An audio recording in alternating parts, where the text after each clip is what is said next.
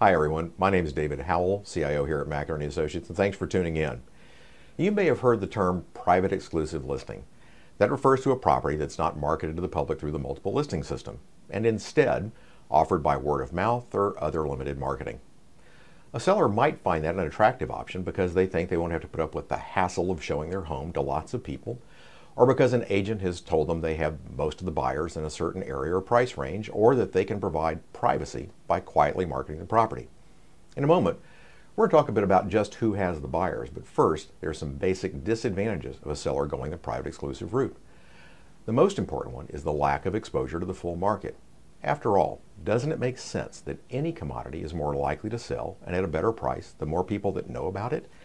The fundamental first step toward getting access to the full market is getting a home into the multiple listing service.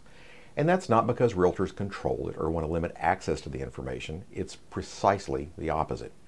Not only do the 40,000 agents in the DC metro area and their buyer clients become aware of the property, the MLS is the on-ramp for exposure on the internet to thousands of broker and agent websites and national and real estate search portals.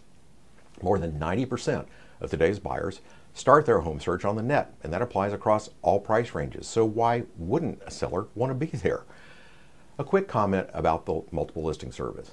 It is a uniquely American success story. Decades ago, realtors created it for the express purpose of sharing information with each other, not restricting it.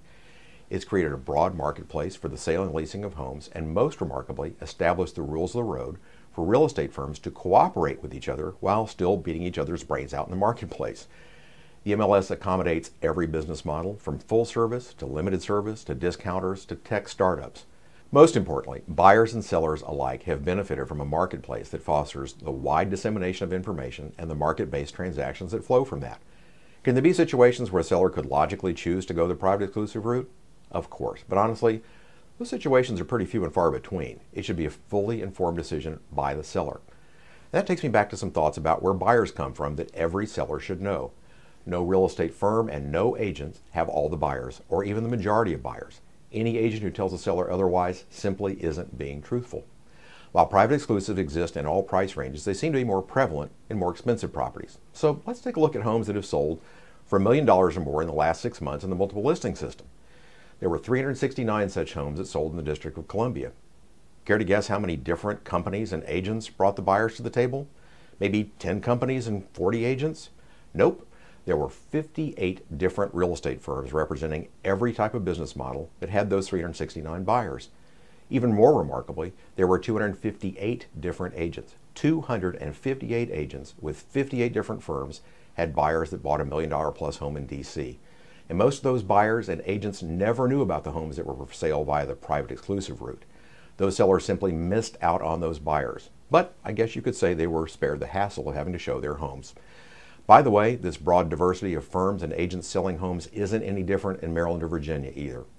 So if you're a homeowner contemplating a private exclusive sale, think twice. Do you really want to miss out on all those other firms, agents, and their buyers? Ask yourself whether going that route is better for you or perhaps just better for your agent. Folks, as always, we appreciate your checking in with us, and give us a call if we can help with any of your real estate needs. Take care.